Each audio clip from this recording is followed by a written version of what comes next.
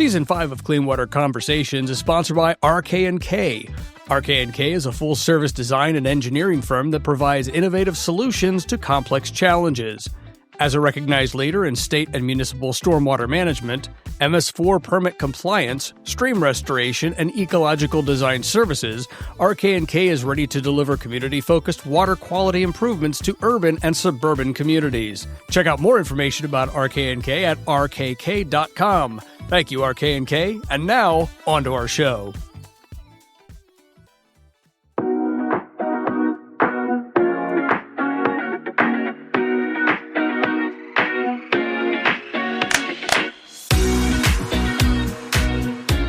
Hello, everyone, and welcome to Clean Water Conversations, the podcast where we have casual discussions about creating clean and clear waterways right here in Lancaster County. I'm Ken.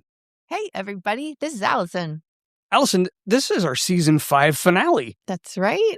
And the season's theme has been about clean water education from K to Gray. Thank you to Diana Martin for that phrase. Yeah, every piece of education, every type of learner, every type of experience has such value and helps us get closer to that shared goal of clean and clear by 2040. So it's been really fun to explore how that shows up in Lancaster, how our partners are really doing education of all kinds. Yeah. And if you hear any noise in the background, we are very appropriately recording at the Choose Clean Water Conference here in downtown Lancaster. Yes, an education opportunity for us professionals in the conservation space. So lots of visitors, lots of experts that have come here to Lancaster to share stories, to share technical expertise. We were doing field trips yesterday afternoon. Yeah. Oh, man, it was a hot day. It certainly was. And we are going to be grabbing people from the conference and talking to them. So you have that to look forward to. Yeah, this isn't a total live stream, everyone. However, there are definitely some live elements to it. So absolutely, yeah. It's an exciting way to wrap up our season. And we had mentioned, this is the end of Season 5. When you look back at Season 5, like what stands out to you as something really memorable or something that really struck you in a way that you didn't expect? Well, I'm just so grateful for my background in environmental education and my time with Chesapeake Bay Foundation and the experts that I got to meet there, but also to build my own expertise. So I'm thankful that we got to have Tom Ackerman on the season this year and being able to kind of revisit those pieces of using the environment as an integrating context and the importance of field experiences. So that really combined well with some of our experts that we got to talk with from the 3 colleges, because teaching teachers is one thing, like Nanette talked about, but also then being able to inspire a new generation and doing that through biology, doing that through hands-on activities that the college like Franklin and Marshall that Nick organized. I mean, those are important pieces of an entire college experience. Yeah. And then taking that into a professional work, there's so many good connections. And what was really neat to me about that one is how they're colleges, but they also reach back like K to 12 in some cases and start them early and show them the way to go. And, For sure. That was really neat. I really liked Leadership Lancaster. They were fun. In a very similar, oh my gosh. Surprise. Those ladies were fun. There was so much in there. And the new one that they just added for seniors. The Encore class. Yes. I thought that was a fantastic idea. I had not heard of anybody else doing that. Yeah, so. I haven't either. But when I put the pieces together that Jen loves to perform, and she talked about her Broadway ambitions as a child. Yeah. I was like, oh, she, of all people, would call it an encore class. Yeah, that was so much fun. Yeah. And one of the other ones that really struck me was when we talked about FFA at McCaskey. Valerie and Mr. Bixler. Yeah, thank you. Oh my gosh. And Valerie is just so mature beyond her years. So and, put together. Oh my goodness, wow. Yeah. I wish I was that put together, to be honest with you. But still, I wish I was that put together some days. Man, she's going places. I'm really grateful she's here in Lancaster. Yeah. And Angie from Edible Classroom. Yeah, you were mentioning like starting them young. And yes. She has, man, I know it's hard on a podcast, but the visuals of her and the little ones out in the garden. Yeah. That they're doing really cool stuff. So that physical hands in the dirt, getting kids excited. Didn't she talk about just being excited to find worms and bugs? Yes.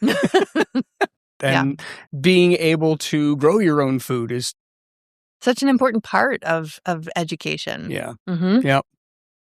Making it the whole way from K through 12, but then even beyond that, the research component that education incorporates, and we've got to keep learning and exploring and testing things. So being able to also hear from our partners at Stroud and the research that's being done on waterways and fluvial morphology, I think was her expertise. Wow. There was some of that was a little over my head, but I'm glad that they're out there doing that, because it's such important work that they're doing. We need those people doing that detailed research. Yeah. What a fun season, because education kept coming up. Like when we were revising the Common Agenda, education, outreach, both about water quality specifics, water quality policy, education just kept coming up. And people have very different definitions of what that is, or different types of education they have in mind when they say it has to happen. Quote, air quotes are happening. Yeah. And so I feel like this season has given us a better inside look at how partners are doing education across Lancaster. Obviously, this is not an all-encompassing 7 episodes of every type of education. However, it definitely is a really exciting way to explore the kind of education that's been happening for years across Lancaster County. I feel like it's helped us with the momentum, though. Yeah. And in that same episode with Leadership Lancaster, and you're going to hear it in this one as well, Sally Gregory from Lancaster County Conservation District told us about Youth Conservation School, which is coming up in July. Yeah. That's such a unique piece. And again, for years, they have been leading that effort and inspiring so many to be actively engaged in conservation or go that direction with their career. So shout out to the Conservation District. I'm Sally Gregory. I'm the Education and Operations Coordinator at the Lancaster County Conservation District. As co-director of the Youth Conservation School, I facilitate planning and organization along with a volunteer leadership team and other organizations to plan the week. It's an immersive field school experience for students who are 14 to 16 years old. The week-long experience is an overnight program, and the idea is to immerse students in learning about the true definition of conservation, the wise use of our natural resources. The school is not a traditional overnight camp. We begin the programs each day after breakfast and go until well into the evening at 9:30. Each opportunity is the type of experiential learning where students can interact in a career with a professional, that they can look at some opportunities for the future in terms of what they want to study or what they find interesting just for their own personal background. The entire week has a different focus each day on different types of natural resources. We might start out with doing something that relates to kind of the overall environment, looking at orienteering, survival. We have a study focus each year that really looks at water quality, land use, and that's something that students will focus on as group learning throughout the week. And Wednesday is our focus on wildlife management, Thursday on water quality, and Friday is a culminating day where they put together everything that they've learned throughout the week. Youth Conservation School in 2026 will be held July 19th through the 24th. It's a 6-day, 5-night program. Students are asked to enroll online, and they can find that at the lancasterconservation.org website. The registration fee is minimal for a student. It's $25. The remaining tuition is paid for by cooperating organizations within communities and sportsmen's clubs throughout Lancaster County. And that's really the historical partnership that was created 47 years ago between the Conservation District and sportsmen's clubs throughout Lancaster County. That cost, along with grants, tremendous donations from individuals and corporations, make the school possible. So that we work to make sure that any student can attend who's interested in Lancaster County. Thank you for the opportunity to talk about Youth Conservation School today. If anybody has any further questions about Youth Conservation School, please call the Lancaster County Conservation District office at 717-299-5361, extension 5. Thank you.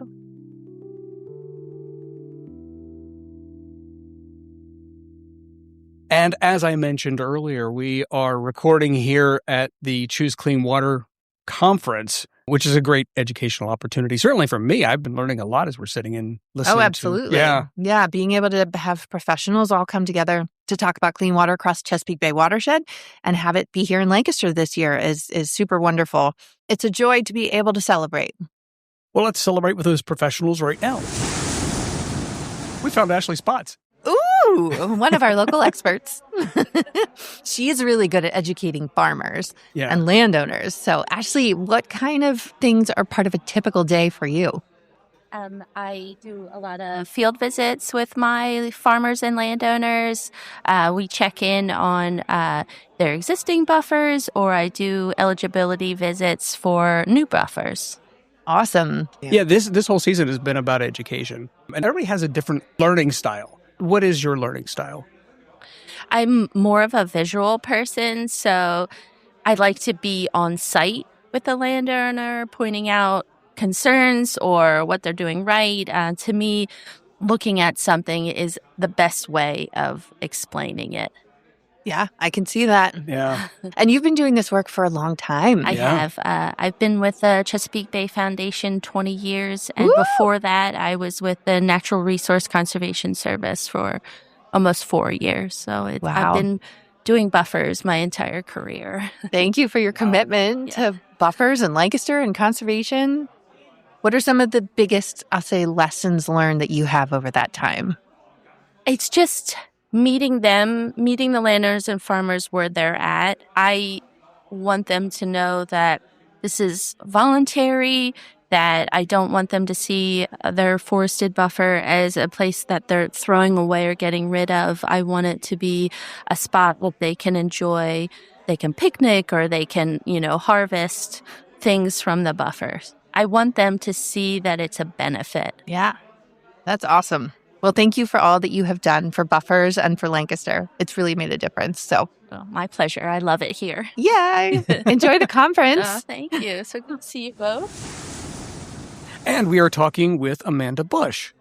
So you're with HRG now. And what are some of your favorite kind of projects to work on? I really like the Stormwater Bay collaborative projects and being a part of those, seeing a bunch of municipalities come together to meet requirements, I think is really fascinating. So. There's a lot of opportunities for that coming up, huh? Yeah, definitely.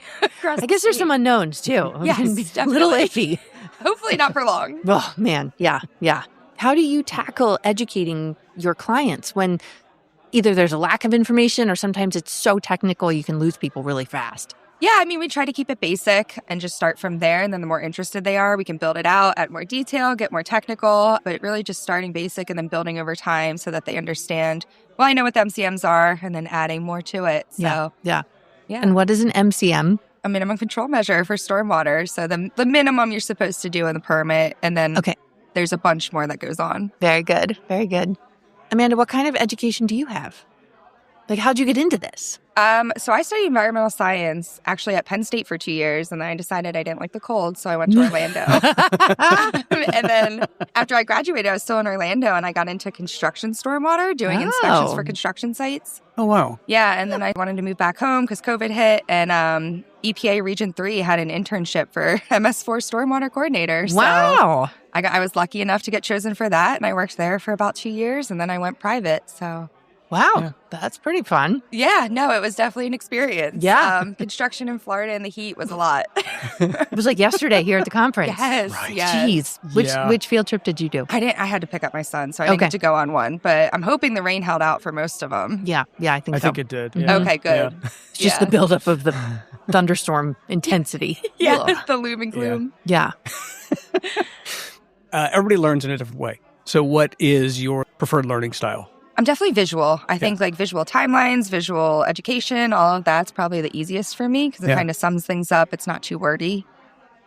And what's your big takeaway so far from the conference here? I love seeing all the different backgrounds come together and all the different topic ranges. And it's just been really interesting getting to see everyone's perspective.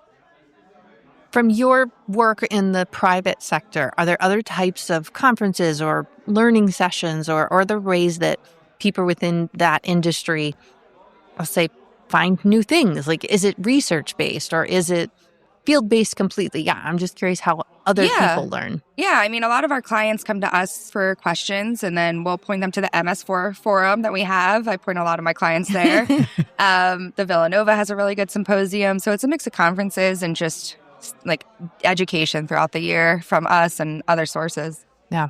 I was going to drop in MS4. You beat me to it. Yeah, no, I think that's a great resource. I actually have clients that are interested in going from York, and I know we had people from all other counties last time, so it's definitely growing. I'm excited to see it this year. Yeah, we're excited. We just got the date and location finalized. Yes. So. Yeah, I can't wait to start getting speakers and see what kind of topics we're going to talk about. This More was a great details coming. setup and to give some ideas of topics and speakers. Oh, that's a good point. We should just like poll people around here of like, what else do you want for the next round? Yeah. Yeah, exactly. Awesome. Well, enjoy your last day of the conference. Thank you. You Have as well. fun being a presenter and a vendor. Yes. Okay, good. Very Well, cool. thank you guys. Thanks. So we're here with Emily Thorpe. And Emily is not a Lancastrian anymore. No. Never officially was. Right. Pennsylvania. Yes. Yes, no longer Pennsylvanian, but have a soft spot. Yes. Yes. Yeah. And who are you working with now? University of Maryland Sea Grant Extension. Okay. Mhm. Still doing education. Yes, watershed education, restoration, protection. Okay. Yep. And Yeah. very much in line with the theme for the season. Yes. Yes. And I was so impressed with the session that you and Vernon had yesterday talking about Jonestown, not that one. Mm-hmm. Jonestown Not that in one. Maryland. Yeah. Not but the Jonestown you think of. talk a little bit about that because there's a lot of education involved with that as well. Yeah, absolutely. So that was Vernon Murray, who's the community engagement coordinator for Envision the Choptank. And he and I have been working together in an informal capacity for the last 4 years and sort of in a formal capacity for 6 months before I transitioned to my new job. But now we get to work together as partners, which is really incredible. And so, yeah, we were presenting on our framework, our community engagement framework that we developed through the Envision the Choptank partnership as a way to work with underserved communities to really understand their needs, listen to their experiences, and help develop solutions with communities rather than coming in and saying, we know you've got a problem. Here's what we're going to do to fix it, right? Instead, we want to listen to what they have going on, listen to what they want for their community, and really find ways to kind of address problems together and look for mutually beneficial activities. And Vernon has just been such an incredible partner in that, and the Jonestown Community Development Corporation that he's also the president of, in addition to, working full time and coaching high school basketball. My and gosh. being a dad. So anyhow, it was a pleasure to have him here this week. Wow. Oh, wow. So you have a lot of demands on your time, obviously. So what is the value of professional learning like coming to a conference like this? Yeah, I think, just being part of the network and seeing how other people are doing this kind of work all across the watershed and finding ways to bring those lessons learned home with you. That's something that we really tried to include in our presentation yesterday was, here's how we did this work and how can you, what can you pull from this and take back to your home community and how can you apply it to the work you're doing? And so I'm always looking for those little golden nuggets too. I know I already want to sit down with Allison and talk about Watershed Leadership Academy. And, Allison and I go way back. And why haven't we talked about that We yet? kind of do that. That sounds amazing. Yeah. Everybody has a style of learning that is most efficient for them. What is your style of learning? Yeah, that's a good question. I was a nerd. Full transparency. I love school. I'm good at school. But I do really, I love hands-on learning. I can do it with a PowerPoint. I can sit there and, and take it and take my notes and get an A on the test. But I want to be out where the action is taking place, right? And really being involved in it and working with other people and really, digging in.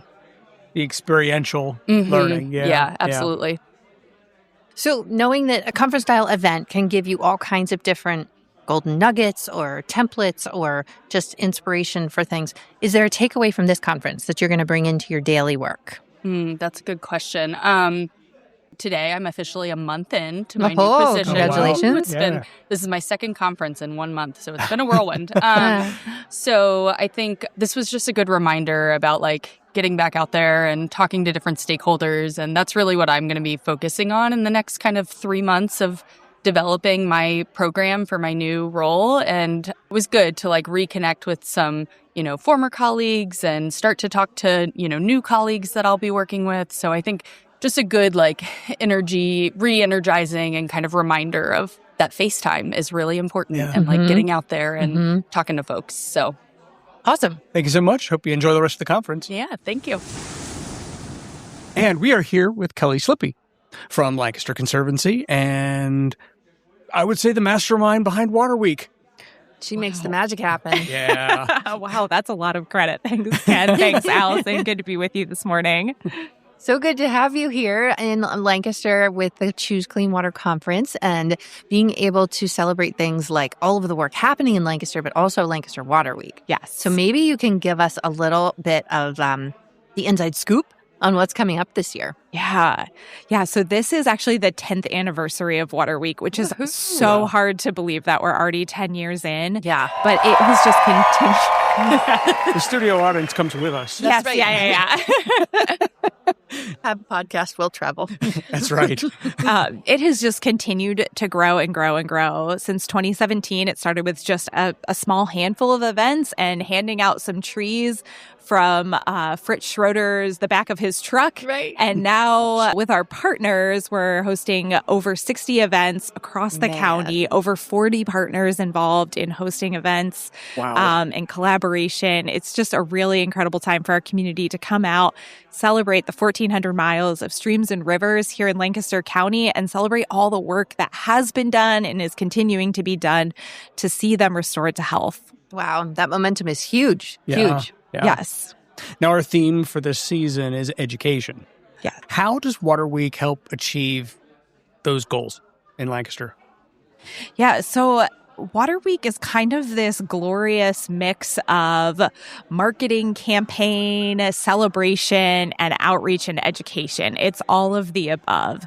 And our primary goal with Water Week is to help connect people with our waterways. It never ceases to amaze me when I'm having conversations during Water Week that there are still people in Lancaster County that don't even know where the closest stream or river to their home is. Yeah. They don't and know it's what not far. and it's usually not very far. And they don't even know where it is. They don't know how to connect with it. They don't know that it's probably impaired and needs our help to be restored back to health. And so Water Week really is about that 101 level education we have this amazing resource in our county because of human impact. They've been harmed, but we also get the privilege of helping to restore them back to health. We don't have to leave them this way. But what a beautiful way to describe it. I'm like getting chills.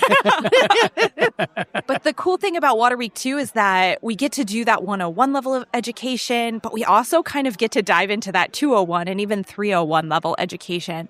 So one of our partners, Stroud Water Research, is doing a lecture on wetland restoration from one of their scientists this year. So those are the types of events where people who really want to get into the nitty-gritty and want to learn more are able to do that. We also have some hands-on workshops coming up this year. So there's a couple different workshops about how to install a rain garden, how to maintain a rain garden, how to build your own pollinator patch on your property.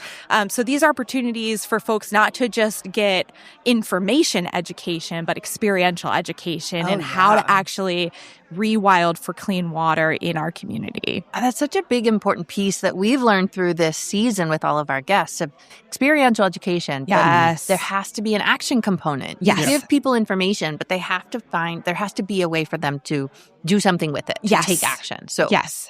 Yeah. And that's always our goal of we want folks to explore outdoors. We want them to build habitat and we want them to protect nature. And so those are kind of our three goals throughout Water Week. And that is the call to action. And the number one way that we can do that is by creating habitat. We know that. We know that by planting native species, we increase biodiversity, we help filter runoff, we help shade our streams so that native fish and amphibians can survive and thrive. And so everybody is able to do that. Everyone is able to create habitat, whether it's in a small planter on your front porch or a large oak tree on several acres of your backyard. It does not matter. It all impacts our waterways. Now, this episode is going to drop on Wednesday of Water Week. What can people who have never done it before expect over the course of the next couple of days? Yeah, so we are already halfway into Water Week, but there is still so much more to come, which is so exciting. And there are ways for everyone to connect. Today, folks will be out on the river down in Peckway with Sickman's Mill helping to clean that up. This evening, city residents are invited to participate in Adopt a Rain Garden tour and training led by Lancaster City. There's some Blue Green Connector preview hikes and a Eurofins nature trail exploration where they're opening up this amazing self-guided nature trail that they've built right on their campus in New Holland for folks to come and explore and learn about how they're creating habitat and protecting nature right on their corporate campus. Later in the week, we'll also have an amazing presentation by Peggy Eppig of Lancaster Conservancy about the connections between our waterways and the Underground Railroad. Oh, wow. And she has some incredible stories to tell. So if you have not heard her, No, she is not yet. incredible. Columbia River Crossing Trail Center is where she'll be at, and that'll be Thursday evening. Okay. And then at the end of the week, we always close out with two really awesome events. So Friday night, everyone is welcome to join us for Water Week trivia at Sickman's Mill. It is a blast. So fun to connect with others in the clean water movement, laugh at one another, laugh at ourselves a little bit, and hopefully learn a couple things along the way. And then finally on Saturday, we are hosting a rally for the river. Oh. Because the Conestoga River was named Pennsylvania River of the Year. And we thought, what better way to celebrate the River of the Year than by rallying together and then spreading out along the shores of the Conestoga to clean it up together as a community. Oh, cool. So that is the way that we're really wrapping up Water Week this year, and we're really excited. The whole community is invited to come out. We'll gather at County Park for some coffee and donuts and a time of energizing, and then we'll divide up into smaller teams and get to the cleaning up of this beautiful, precious resource that we have right here in the heart of our community. Amazing. Yeah. You mentioned action as a big piece of this. I just want to say thank you to Water Week and the way that you connect your sponsors to the Clean Water Fund, which is available at the Community Foundation, in a way that others can take action. They can apply for grant money and then be able to do action themselves. So be inspired during Water Week, apply for a grant, and then you too can be right in the thick of it doing your own project. Yeah. Yes. Yeah. And that's really what Water Week is all about. It's about these everyday heroes who are doing the work to take care of our waterways. Yeah. So thank you so much to Clean Water Partners for making it possible for us to share that grant through Water Week and empower our community members to take action. Awesome. So what a great group of people doing great work for a great cause. Yeah, and this has been a truly great event. It's a fun event here with the Choose Clean Water Conference, but a fun season with the Clean Water Conversations podcast. Yeah. And season 5, we mention this like every episode, but I think it's important for us to mention it again, has been sponsored by RK&K. So we just wanted to say thank you from the bottom of our hearts for partnering with us on this adventure we call the podcast. Yeah, and as we move into season 6, we're looking for new partners or new corporate partnerships or new sponsors to become active with us through this podcast. We would love to have you as a sponsor for season 6. So a huge thank you to RK&K and Chesapeake Conservancy and some of our others. But know that we would welcome you for the next season because the audience is growing. We have over 5,000 downloads total. It's a great way to get your name out, get your organization, get your business some screen time, some airtime, some ears as people are listening, and amazing way for you to show your support for these voices of clean water in Lancaster. And a special thanks to those of you who are listening and downloading. Those 5,000 downloads happen because of you. So thank you. We really do appreciate that. Ken gave me the inside scoop that apparently within the first week of a new episode dropping, there are more downloads in that week, right, Ken? Than there ever have been in any previous season. That's awesome. Yeah. Nice to know. That's a huge push. Thank you for those of you who are eagerly awaiting that release of the newest episode. And speaking of season 6, our theme will be advocacy. Advocacy. That might be a trigger word for some people. It could be. Well, let me go back by saying dictionary.com defines advocacy as this, and it's really simple. Active support, especially of a cause. Ooh. That's it. It leaves it very, very wide open as far as usages. And you all in our network agreed that the term collective advocacy is one of our priorities. So we're always bringing this back to the common agenda. Implementing the common agenda is our big focus. The podcast helps us do that. And collective advocacy is one of the ways we're going to get to clean and clear by 2040. And Clean Water Conversations it just wouldn't be Clean Water Conversations without trivia. Oh, where are you going, Ken? Oh, well, we're going to do something a little different in this finale. We are going to ask the question of you, the listening audience. You are the contestant. Yes, and we have some giveaways for the first person to email the correct answer to info@LancasterCleanWaterPartners.com. And the question is this. In the history of American television, what is the most watched season finale? And here's the caveat. What is the most watched season finale that was not a series finale? Important detail. It is. And we have a giveaway, by the way. Yes, prizes. Yes. So make sure that you email. And we have more trivia. We do. You know what? Yeah, let's do the easier one too. All right, we'll ask this one too, and hey, we'll give away even more stuff. What was the most watched season finale that also, of course, was a series finale? Promise, we are not implying anything. Our series is not ending. We're not, no. It's just the season. That is actually why I specifically picked that first one to be a season finale. It's not a series finale, so... Didn't want to confuse anybody. Giving more excuses, more opportunities to give away some Clean Water Partner stuff. So that email again is info@LancasterCleanWaterPartners.com. It's exciting stuff. Right. And what else is exciting stuff? Oh, man. We have a big announcement to make. Big announcement. I don't have a sound effect of a drum roll.